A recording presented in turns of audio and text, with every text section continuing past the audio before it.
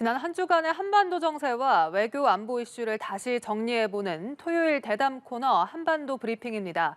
연합뉴스 TV 베이징 특파원과 연합뉴스 북한부를 거쳐 현재 국제 분야를 맡고 있는 이봉석 기자 나와 있습니다. 어서 오십시오. 안녕하십니까? 네, 오늘 주요 이슈부터 소개를 해주시죠. 네, 김정은 위원장이 새벽 5시까지 일한다고 노동신문이 보도했습니다. 식량난이 심각한 것으로 알려진 가운데 인민을 위해 노력하는 이미지를 주기 위한 목적이지만 실상은 건강 문제 때문 아니냐는 관측도 있습니다. 김 위원장이 전술 핵탄두를 처음 공개했습니다. 남한을 겨냥한 무기 8종에 장착 가능한 것으로 보입니다. 이번 전술 핵탄두 공개가 7차 핵실험을 예고한 것이라는 분석이 나옵니다. 북한이 전술 핵탄두를 공개한 날 미국의 핵추진 항공모함 니미츠함이 부산에 입항했습니다. 정부가 북한의 충격적인 인권 실태를 기록한 북한 인권 보고서를 처음 공개했습니다. 네, 하나하나씩 살펴보죠. 김정은 위원장이 새벽 5시까지 일한다고 이렇게 노동신문이 보도를 하면서 애민 지도자 이미지를 부각시켰습니다. 하지만 실제로는 건강 이상설일 가능성이 있다고요. 네, 먼저 인민의 어버이라는 제목의 북한 기록 영화를 먼저 보시겠습니다. 작년 10월에 공개된 건데요. 김정은 위원장이 인민을 위해 헌신하는 모습을 주민들에게 보여주며 우상화하기 위해 제작됐습니다. 김 위원장이 야간에 활동하는 모습들도 나옵니다. 우선 세계적으로 코로나가 한창이던 작년 5월 의약품 공급 실태를 확인하기 위해 직접 약국을 방문했고요. 경애하는 원수님, 오시면 안 됩니다. 여기가 어디라고? 안 됩니다. 허나 일신의 위험은 아랑곳하지 않으시고 약품 공급 실태를 하나하나 세심히留意하시며 밤이 깊도록 끝없는 노고에 더욱 이어가시었으니 한겨울 현장 시찰을 마치고 돌아오는 모습도 있습니다. 노동신문은 최근 김 위원장이 새벽 5시까지 일한다는 일화를 소개했습니다. 불면불휴, 잠도 자지 않고 쉬지도 않는다는 건데요. 어려서부터 밤을 새우며 일하는 것이 습관이 됐다는 김 위원장의 발언도 소개됐습니다. 조용한 밤에 생각에 집중하는 게 제일 좋다고도 했습니다. 하지만 밤에 잠을 이루지 못하는 게 건강 이상 때문일 가능성도 있습니다. 국정원은 2016년 국회 정보위원회에 김 위원장이 신변 위협 때문에 많이 고민하고 불면증에 걸려 잠을 잘 자지 못한다고 보도했습니다. 최진욱 정 통일연구원장도 외신과 인터뷰에서 김 위원장이 술을 많이 마신 후 울곤 한다고 들었다고 말한 바 있습니다. 네, 이번엔 밤인지 낮인지는 알 수 없지만 김정은 위원장의 공개 행보를 통해서 남한을 겨냥한 무기들에 탑재할 전술 핵탄두가 처음으로 공개가 됐죠. 네, 그렇습니다. 북한 매체들은 화요일 김정은 위원장이 핵무기 병기화 사업 지도를 했다고 보도했습니다. 이 모습을 담은 사진들도 실렸는데요. 이 가운데 전술 핵탄두 실물이 등장합니다. 모양은 국방색 케이스에 담긴 뭉툭한 빨간색 색연필처럼 생겼는데요. 네. 전술 핵탄두의 이름은 화산 31이고 직경약 50cm, 길이 1m 정도입니다. 북한 매체의 관련 보도 연이어서 들어보시겠습니다. 우리의 핵무력을 임의의 핵긴급 정황에도 대처할 수 있는 믿음직한 역량으로 강화하기 위한 사업에 이바지한 지남없는 노력과 일으켜놓은 커다란 성과를 높이 평가하셨습니다. 핵무기 보유량을 기하급수적으로 늘릴 때 대한 당중앙의 구상을 철저히 관철하기 위해 무기급 핵물질 생산을 전망성 있게 확대하며 계속 위력한 핵무기들을 생산해내는데 박차를 가해 나가야 한다고 하시면서 김 위원장은 핵탄두 보유량을 기하급수적으로 늘리라고 지시했었는데요. 이번엔 핵탄두 화산 31은 10개 정도가 늘어서 있는 모습이 보였고요. 북한은 현재 핵탄두를 50개 안팎으로 보유하는 것으로 추산되고 있습니다. 또 북한이 공개한 사진 가운데 벽면에 이 핵탄두 장착이 가능한 무기들 사진이 걸려 있는데요. 북한판 이스칸데르로 불리는 KN-23과 600mm 초대형 방사포, 수중 핵 드론 헤일, 장거리 전략 순항미사일, 화살 1, 2 등입니다. 모두 남한을 타격권에 넣는 무기들입니다. 전문가의 얘기도 들어보시겠습니다.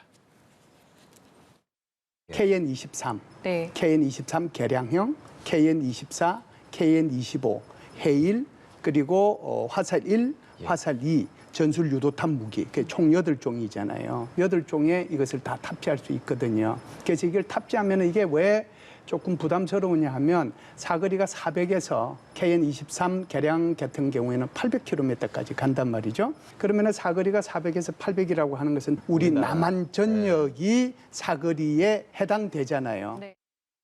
당초 우리 군은 북한이 초대형 방사포나 장거리 순항미사일 등의 핵탐두를 탑재할 기술을 가졌는지에 대해 회의적인 입장이었습니다.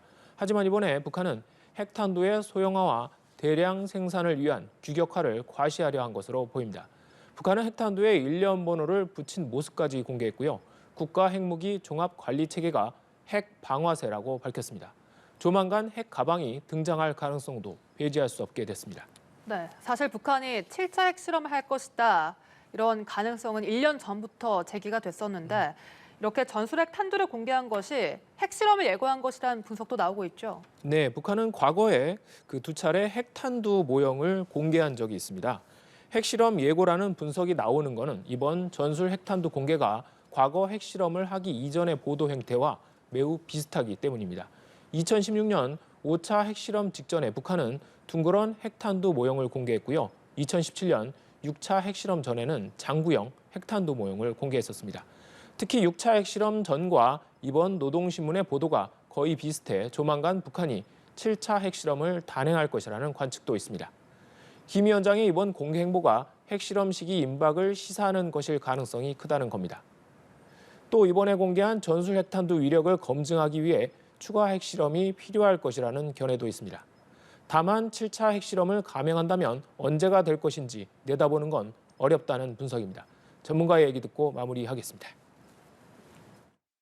2016년 같은 경우에는 3월에 공개를 하고 원형이었죠. 내포평이라고 하는데 중간에 핵물질이 있어서 안으로 이제 파괴가 되는 건데 그거는 3월에 공개를 하고 9월에 실험을 했단 말이에요. 그리고 2017년 같은 경우에는 장구형이라고 그래가지고 근데 그때 또 보여주자마자 다시 또 실험을 했단 말이에요. 그러니까 이게 뭐 어느 정도 기다려야지 가능할 것인가를 추측하기는 상당히 조금 어려운 부분이 있기는 합니다. 네, 이렇게 북한이 전술핵 탄두를 공개한 날 미국은 떠다니는 군사기지로 불리는 이 핵추진 항공모함 니미츠함이 부산항에 입항을 했죠. 네, 그 니미츠함은 제주 공해상에서 한미 훈련을 마친 뒤 그 부산 작전 기지로 들어왔습니다. 승조원 5,500여 명을 실은 미 해군의 핵추진 항공모함이고요. 전투기만 70여 대가 탑재돼 웬만한 국가의 공군력에 맞먹는다는 평가가 나옵니다. 니미츠가 속한 미국 항모 강습 단장은 갑판에서 기자회견에 나섰는데요. 다음 주 초 한미일 3자 훈련 계획을 공개했습니다. We are scheduled to do that trilateral exercise with the JMSTF and the ROC Navy after we pull out of Busan. And I think that's very important for an interoperability because all nations seek prosperity and security. 북한은 미국 항모의 한반도 전개에 앞서 수중 핵드론 헤이를 공개하는 등 민감하게 반응했는데요. 니미츠가 입항한 날에도 수중 핵드론이 수중에서 기폭되는 사진을 대거 공개했습니다. 한편 정부가 북한 인권 보고서를 공개를 했습니다. 탈북민들의 증언을 통해서 북한의 열악한 인권 실태가 공개가 됐다고요. 어떤 내용들이 담겨 있습니까? 네, 보고에서는 탈북민 500여 명의 2017년 이후 증언들이 담겼습니다. 인권 침해 사례만 1,600여 개, 보고서의 분량은 약 450쪽입니다. 일단 북한에선 여행이나 언론의 자유가 없고 선거에 참여하지 않거나 반대 투표를 하지도 못한다는 건 익히 많이 들어서 알고 계실 겁니다. 또 북한 주민들은 학생과 주부까지 당국의 행사에 1년에 수차례 거의 강제로 동원되고 있는 시점입니다. 뿐만 아니라 공정한 재판을 받을 권리가 제대로 보장되지 않고 있고요. 공권력에 의해 자의적으로 생명이 박탈되거나 신문 과정에서 고문이 빈번하게 자행되는 것으로 알려졌습니다. 예를 들어 물건을 훔치다 붙잡힌 한 밀수꾼이 중국으로 달아나다가 보위부 요원에 의해 현장에서 사살되거나 보위부 구금소에서 남녀 수감자가 각각 동성애와 성매매를 이유로 비밀 처형됐다는 진술도 있습니다. 교화소에서 달아나다 붙잡힌 한 수감자에 대해 정문 꼭대기에 밧줄로 목을 맨 뒤 총을 3발 쐈고 이어 시체를 땅에 내려놓고 교화생들에게 돌을 던지게 했다는 충격적인 증언도 있습니다. 종교의 자유도 없어서 기독교를 전파하거나 지하 교회를 운영한 사람들을 공개 처형했다거나 한국 영상물을 대대적으로 유포했다고 공개 처형했다는 진술도 있습니다. 북한에서는 사랑의 불시착 같은 남한 드라마 유행으로 남편을 오빠라고 부르는 등 남한 말투를 따라하는 주민들이 많아지자 이를 처벌하는 법까지 만들었을 정도라고 합니다. 특히 여성과 아동, 장애인 같은 취약계층의 인권 침해도 심각합니다. 18세 미만 청소년 6명이 한국 영상물을 보고 아편을 했다는 이유로 총살당했다고 하고요. 임신 6개월 된 여성이 집에서 춤을 추다 김일성의 초상화를 손가락으로 가리키는 동작이 문제가 돼 공개 처형됐다는 기록도 있습니다. 북한 당국이 정신질환자나 지적 장애인을 대상으로 생체 실험을 감행했다는 증언도 있습니다.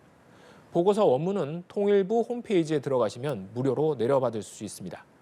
윤석열 대통령은 북한의 인권과 실상을 국내에 알리는 게 중요하다고 강조했습니다. 또 북한이 핵 개발을 추진하는 상황에서 단돈 1원도 줄 수 없다는 점을 확실히 하라며 북한 퍼주기를 중단하라고 통일부에 지시했습니다. 북한 대외선전 매체는 북한 인권 보고서에 대해 모략과 날조라고 반박했습니다. 네, 북한의 인권 상황이 열악한 건 잘 알려진 사실입니다만 구체적인 사례들을 접하니 훨씬 충격적으로 다가오는 것 같습니다.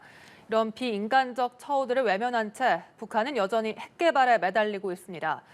북한은 최근 500m에서 800m 사이 다양한 고도에서 핵 폭발 모의 시험을 벌여 살상 효과를 검증했습니다. 수중 핵 드론 폭발 시험도 2차례에 걸쳐 진행을 했고 이번엔 전술 핵 탄두까지 공개했습니다. 7차 핵실험이 임박했다는 관측도 나옵니다. 오는 15일 북한이 태양절로 부르는 김일성 주석의 생일 등 북한의 기념일이 줄줄이 있죠. 또 윤석열 대통령의 미국 국빈 방문과 한미 정상회담도 예정돼 있습니다. 북한이 또 어떤 도발을 벌일지 조마조마합니다.